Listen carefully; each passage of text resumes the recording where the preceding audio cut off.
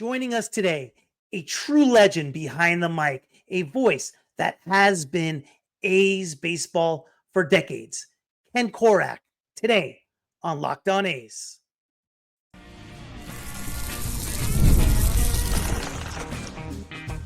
You are Locked On A's, your daily podcast on the Athletics, part of the Locked On Podcast Network. Your team every day.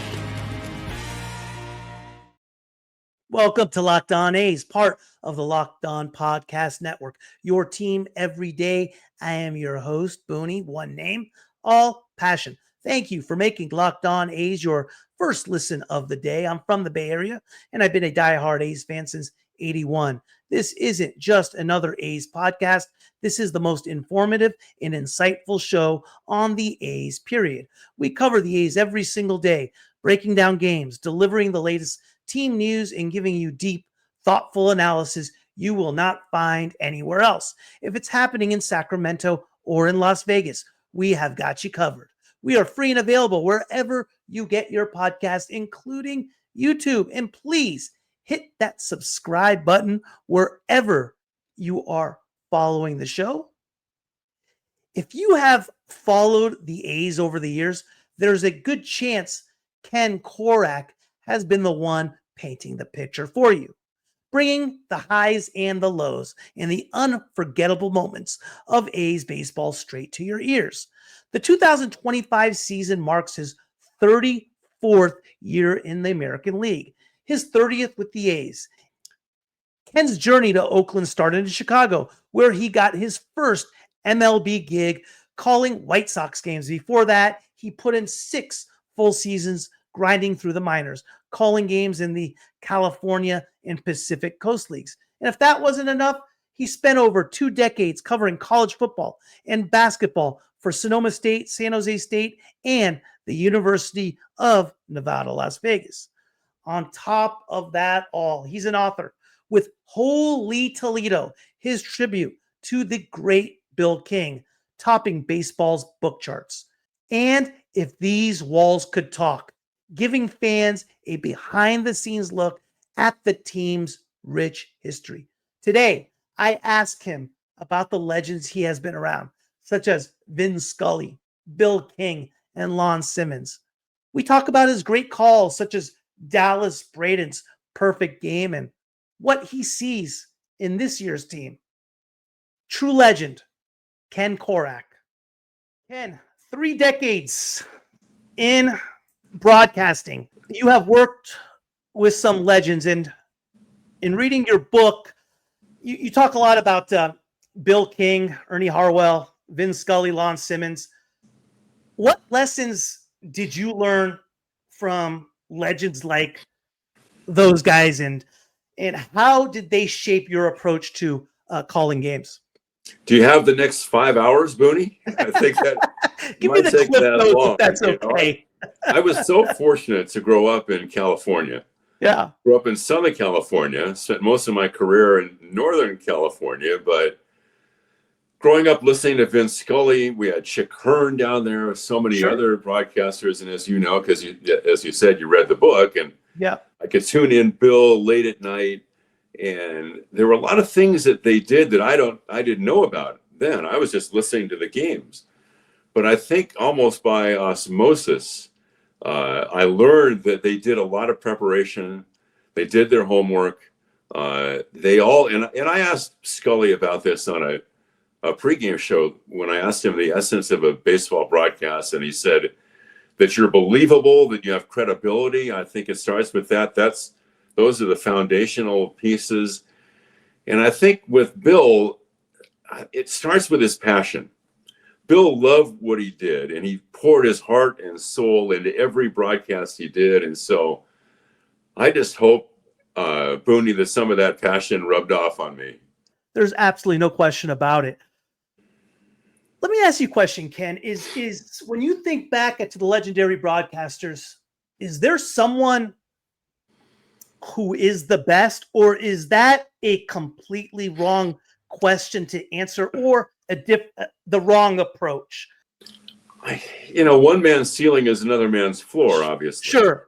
And and I've preached this too.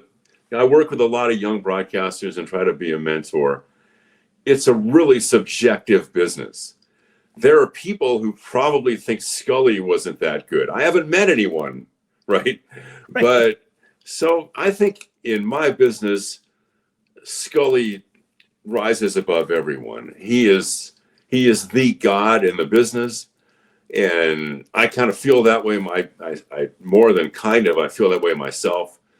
But it's very subjective to say who's the best. I think Bill King, and I'm totally biased, obviously, was the greatest radio broadcaster this country's ever produced. Is that right? Huh? Obviously, his work was unparalleled when you consider the body of work in all three sports, in football, basketball, and baseball. There was no one as brilliant as Bill, as articulate as Bill, the way he could announce the denouement, so to speak, at the end of the game. If I had a Raider game on TV and it was close at the end, I would turn down the sound on the TV and listen to Bill because he could rise to the occasion like no one else. But really, I think for virtually everyone in our business, the God would be Scully. I grew up with Lon Simmons. What was he like? Well, I replaced him. You did, yes. First of all, and that was pretty daunting, as you can imagine. I bet. Because he was one of my idols. Yeah. And when I moved to Northern California, and my first job in the Bay Area was working at a golf course in Santa Rosa. And I lived in a very remote area in Sonoma County without any cable television. So my link to the A's was radio. And I listened to Bill and Lon. And I loved listening to Lon. He had that laconic tempo, as you know. There was no better baseball voice. Nothing was forced with Lon. I mean, listening to Lon was just like a summer day where you're relaxing or driving through the wine country. Sure. Or, a long sunset with a glass of wine and Lon Simmons was a pretty good early evening. So I loved Lon, and it was kind of ironic in a way that you would replace someone who was one of your idols. Sure. But it's great that both Bill and Lon have received the Frick Award. But Bill made the transition, as you know, Booney, so much easier for me because that could have been a really intimidating thing to step in after that. That was an iconic pairing, right? I've said this and I've written this, that was the greatest pairing in the history of Bay Area sports broadcasting when the A's put Bill and Lon together in 1981. No question. No question. Question to you. You've been doing this, obviously, a very, very, very long time, and you have talked in your book about learning to relax and enjoy the game over time. If your younger self could hear your broadcast, what do you think he'd say? He would say, "Why were you so neurotic when you were younger?" Really? Yeah. Yeah. I think so, because the younger self had a tough time almost surviving in the business because I was so analytical. I would try to break down every broadcast to the point where I would be tied up in knots. And I didn't know where I was going the next time I did a game. So part of relaxing is just finding your voice. And Booney, the cliche in baseball when a pitcher gets called up from AAA and they say, trust your stuff when you get to the big leagues. And that's really hard for people to do. I don't think in my early days, and it's a process, right? You don't just walk into a big market and dazzle people right off the bat, I guess. But I didn't trust my stuff. So it took a long time for me to come around to the point where I really felt like I could relax and just be myself. You talk a lot about preparation. You actually mentioned it earlier today. Did that get better over time, or was that always important to you day one? I think it was always really important to me from day one. I really do. I think that there's only to go back to our earlier discussion about how the subjectivity of this business, and there's not that much you can control. But I've told this to young announcers, and that is, you can control how professional you are and how you get along with people and relate to people and your level of professionalism, both on the air and off. And you can control how hard you work. And beyond that, there's a lot of stuff you just can't control. Take us through a day as far as your preparation. What goes into what you do during a day as far as waking up, getting to the ballpark, preparing for a game? How deep do you get? This is a two-part question.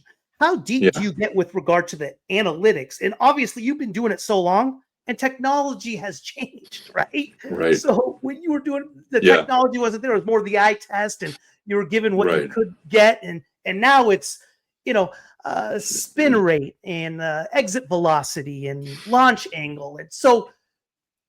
Has your approach changed? Has your preparation changed? Or is it still the same foundation? My approach hasn't changed really at all, because I think at its essence, baseball on the radio, you're still the eyes and ears of the audience. And so I want to paint a picture. That's the most important thing to me.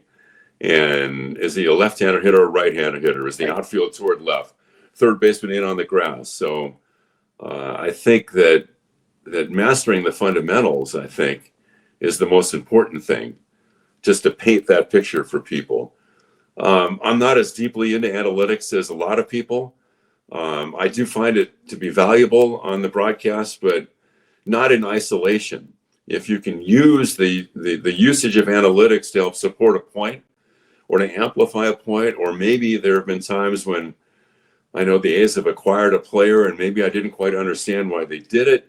And then I talked to someone in the front office and they said, well, maybe his batting average wasn't that great, but the peripheral numbers show us that we think that he's actually better than the raw batting average. So if I can support making a point by using analytics, and I think there's some things that are just universally kind of fun to talk about. The other day when Nick Kurtz hit a home run in Las Vegas that was like 110.3 off the bat. Mm-hmm. I mean, that's not taking a deep dive into analytics, but I think it's kind of fun.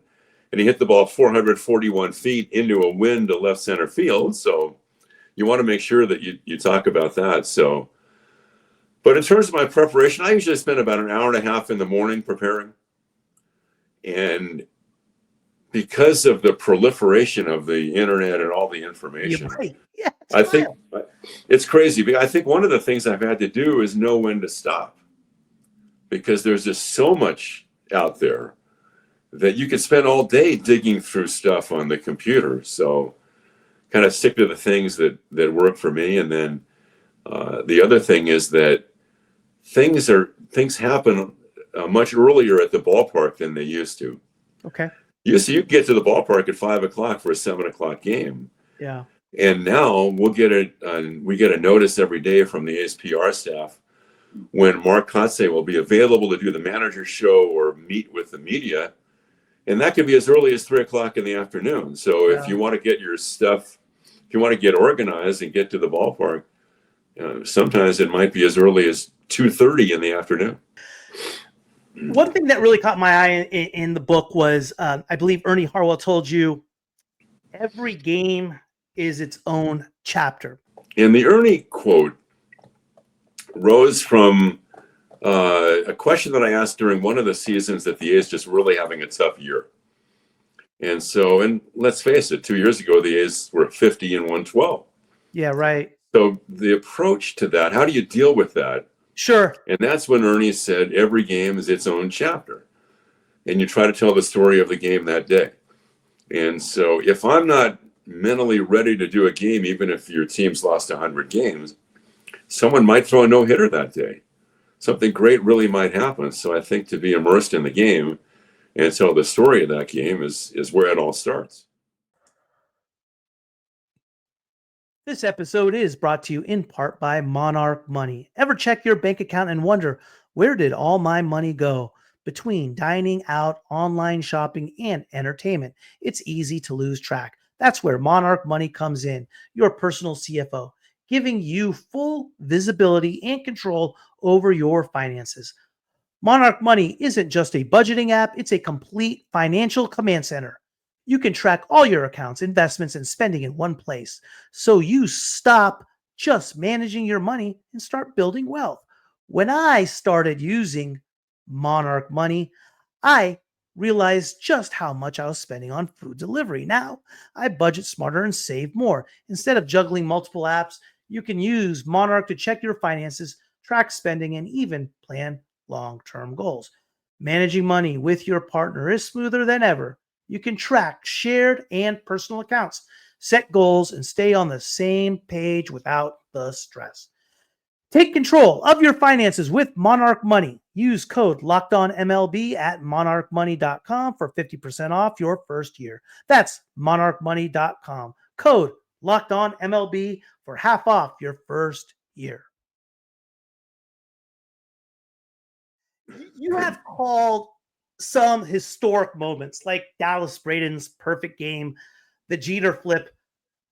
What goes through your mind during high pressure moments like this? And you've done thousands of games over the years. Is there a particular moment, whether one of those that stands out as most memorable, or and I'm going to double down on that, or a call that you wish you could do over? Great questions. I think in terms of what's going through my mind, the answer would be as little as possible. Okay. I just want to be in the moment. And that was to go back to your earlier question about how the old me would look at the younger me. Sure. I was so cluttered with stuff and trying to figure out what I was going to do I don't want to sound like some kind of Zen master, but I've tried to get into the Zen of the thing. And that is to really be immersed in the moment, to trust you've done your homework, you have a lot of experience, and just focus on the field and call what you see and trust that. So to be in the moment, and when the top of the ninth inning of Braden's perfect game began, I took all of my notes, the media guides, and put them on the table behind me. Right. And all I had was the scorebook and the microphone. And that was my approach to that. And I was just going to call whatever happened. And so, and it was also the most memorable moment because of the Hollywood aspect of it, as you know, Booney, because there's no way that anyone could script that someone who lost his mom and went through the difficulties that Dallas went through. And obviously the iconic shot of Dallas hugging his grandmother after the game. And as you know, I wrote in the book about losing my mom when I was 21. Yes. Yeah. And how Mother's Day was never a great, memorable, it wasn't a day I look forward to, nor was it for Dallas. And for that, all that to come together that day was really special. Wow. How about a call you wish you could have back? Well, does the one come to mind, or? Mike Fire's no-hitter call. And this is where I kind of deviated from my plan. The initial call was good, right? Okay. The first 10 seconds or so, but then as I got a little more into it and tried to kind of put things into perspective, I got tied up in knots trying to put the moment in perspective or add whatever texture I felt was important. And I kind of stumbled through that. What was the Moneyball years like? Incredible, really. In 01, those guys, it's been well documented, the frat house type of environment that was created in the clubhouse. All that is real. Yeah. So, and especially in 01, because Jason left after 01, and Jason was the ringleader, and so much fondness for Jason. Ultimately, really disappointing from the standpoint that they lost the fifth game 4 straight years. Yeah, Minnesota twice. Oh, I know. And you had taught, as you said, it was, the 01 team was a great team, but they wound up playing the Yankees twice. And if the Yankees were at the height of their powers, 2000 and 2001, and the Jeter flip really took the air out of their sails that year, even though They still had a 2-1 lead, and then Jermaine Dye breaks his shin on that foul tip with El Duque on the mound in Game 4. Now we've got to go all the way back to Game 5, and the events at Fenway Park after the A's had the lead in that series. Then you come back and you have Pedro against Zito in the 5th game. So, and I do look back with a certain fondness on it. Yeah.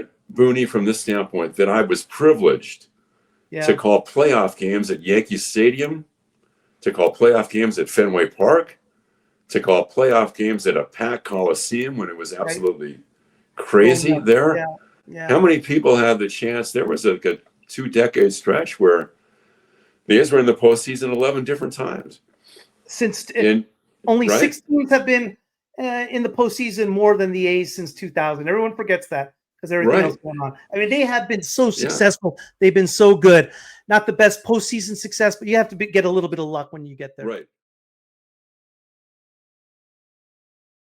This episode is brought to you in part by Supply House. Get the supplies you need from the site made for the skilled trades. Supply House. Whether you're in plumbing, HVAC, or electrical work, Supply House is the reliable way to order products online. Their easy-to-use website is packed with helpful resources and the latest products info to help you get the job done right.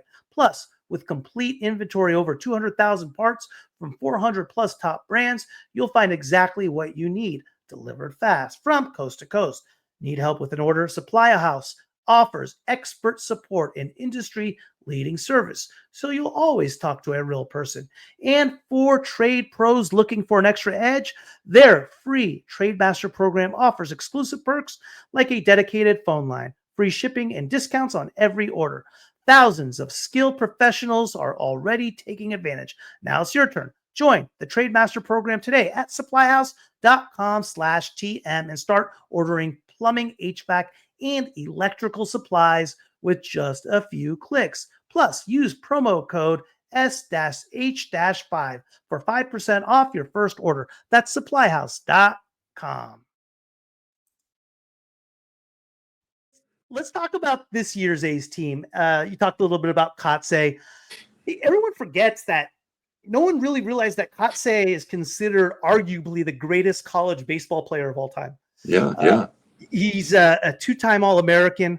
He won a national championship at over 400. I mean, he was ridiculous at Fullerton. I've recently thought of, and I wanted to see what you thought, that this team has resemblances of, not this team, but this whole age, including this team and going forward as they go to Vegas, of 72 to 74. And let me tell you why I think that. Remember 72 to 74? The big thing about them was chemistry, right? Guys like Rudy, Hunter, Bando, Jackson, Campaneris, all came from KC to Oakland, right? Now you're having all these kids coming from Sacramento, where it would be playing together in Vegas, into something special. Do you think that the A's franchise is on the verge of something special with regard to the team? I think everyone's overlooking them this year. I have them winning the West. I think they're ridiculously good because everyone forgets about how good they were everyone talks about their 500 second half, but they forget about how dominant they were in July and August. And they gave away 3 games in that stretch as well. They had one of the best records in all of baseball, and they're better this year. Obviously, a lot of things need to work out. Where do you see this A's team is? Where do you see the transition to Vegas? And do you see something exciting coming? I'm not a great prognosticator. Now, can they trade for Kenny Holtzman? Because I love Rick Monday, but that was one of the great trades in A's history. 100%. Yeah, 100%. Right? When you have Hunter and Blue and Holtzman and Blue Moon and Fingers, right, it's pretty hard to compare this team to those teams yet. As far as prognosticating going up in the compare, you're right. No, but from the standpoint of a young emerging team that happens to be moving from one city to another, I think together, I think it's analogous, and I like the fact, and we've talked on the air this spring about how the number one picks are starting, all those picks are coming to fruition now. And I think they're going to have to emerge. I think they will. And so, yeah, they have a good young club. I don't know how they're going to do. I think that in the division, the division is more winnable than it has been in the past because the Astros, I think, have taken a step back. I do like what again, you don't want to get too high or too low in the spring. True. You don't want to fall in love. Yeah. But Nick Kurtz has a chance to really impact the game. I don't think he's going to start the year in the big leagues, but eventually I think he'll be in the big leagues. So, as Ken Maka used to say, you have to have people that impact the game to be really successful. And I think Kurtz is one of those guys who'll do that. And obviously the signings of Rooker and Butler to the long-term deals. So I think they're an emerging club. How many games they're going to win? I think they'll win more than last year. It would be great if they were in the race. If you could just hang around 500 at the All-Star break, you've got a shot for a wild card. Or maybe you make another move or two. So I think a lot will depend. I think a lot will depend on the back end of their rotation. Yeah. And I think a lot will depend on the production they get from their infield. 100% agree. I got a rare take that other fans don't. I don't want Kurtz or anybody coming up. I want them all in AAA all day, all year. And I'll tell you why. I want these guys to play together, to win together, to lose together, to grow together. Mm-hmm. At the same time, if Kurtz comes up, that means Soderstrom's struggling a little bit, and I want Soderstrom to have a big year. That's a great point. So and Soderstrom right now is what we think he will be. He's shown glimpses. He's shown flashes. We think when he does it, he looks really good doing it.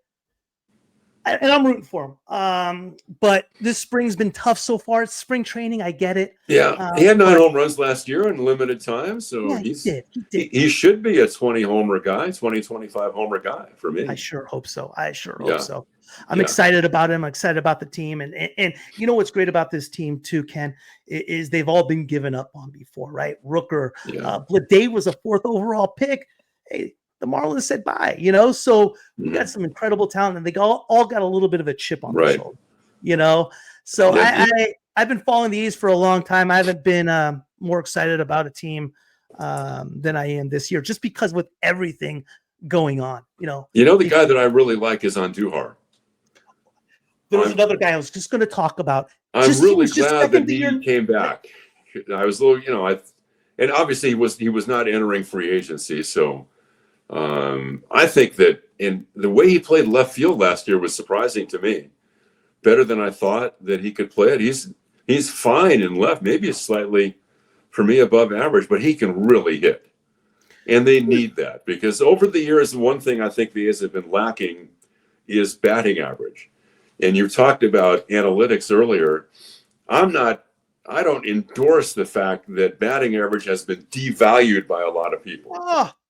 You've never seen a walk drive in somebody from second base. So you really need a guy that can hit 285, 290, 300, like I think he's going to do.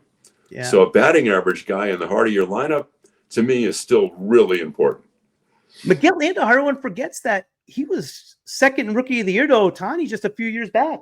He was, yeah. And maybe the power is going to come back this year, too, now that he's really healthy. Yeah. Do you have a favorite player of all time? I had a feeling you were going to ask that.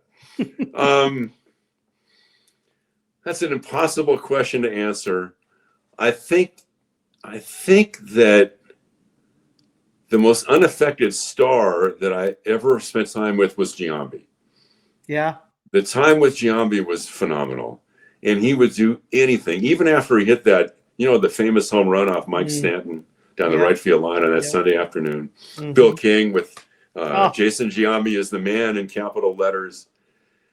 He got hammered by interview requests after the game. I don't know how many radio, TV, and all the stuff that he was asked to do. And finally, I was able to, hey, Jason, do you have 5 minutes for a post-game show? And I knew he would probably have rather been up in the clubhouse with his teammates celebrating. And after the interview was over, I thanked him, said, thank you, really appreciate it, Jason. And his response, I've never forgotten this. He said, no, thank you for asking me. And that's just pure class. So I can go down the list of people. I spent a lot of time with Donaldson before the games in the clubhouse. Jerry Blevins. Yeah. Of all the people the A's have had, those long cross-country flights when you're 30,000 feet at 2:00 in the morning, I could always find a conversation with Jerry Blevins. So Jerry Blevins was like my salvation in the middle of the night. So there have been, I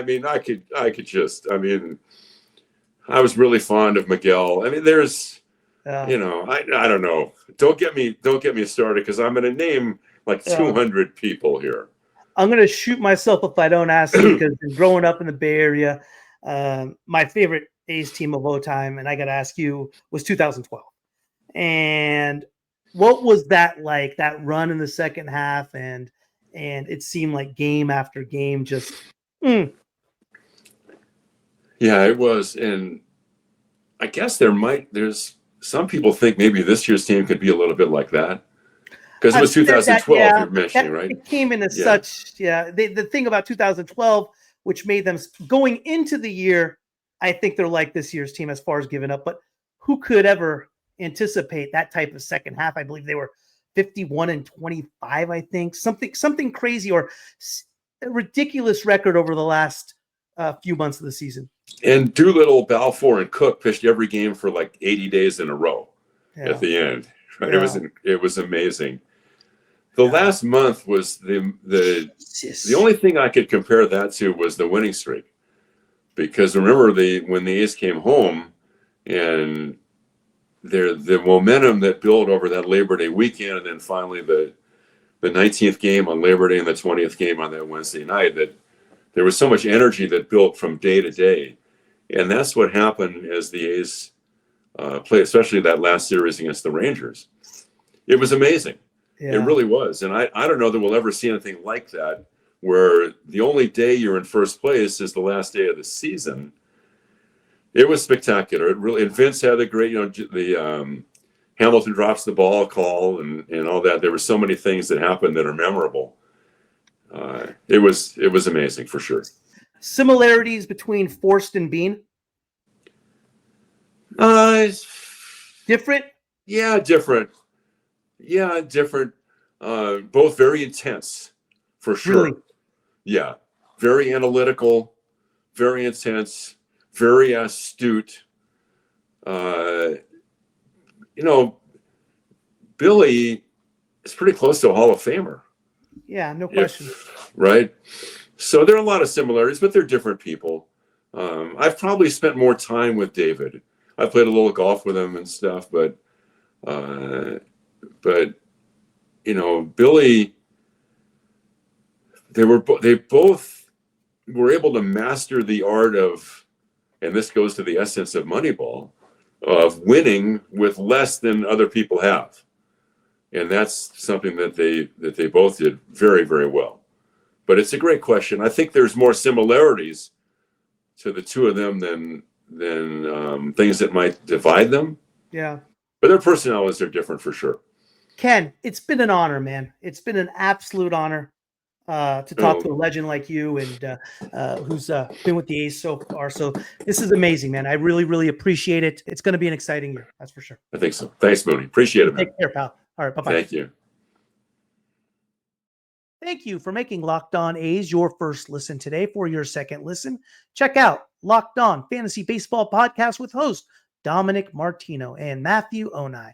MLB fantasy draft season is here. Be the most informed fan and set yourself up for a league win. Find Locked On Fantasy Baseball on YouTube or wherever you listen to your podcasts.